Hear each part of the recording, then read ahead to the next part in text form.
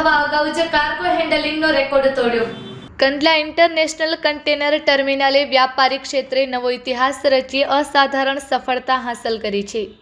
ટર્મિનલે ગયા વર્ષના કુલ કાર્ગો હેન્ડલિંગના રેકોર્ડને વર્ષ પૂર્ણ થવાના 3 મહિના અને 9 દિવસ અગાઉ જ તોડી નાખ્યો છે।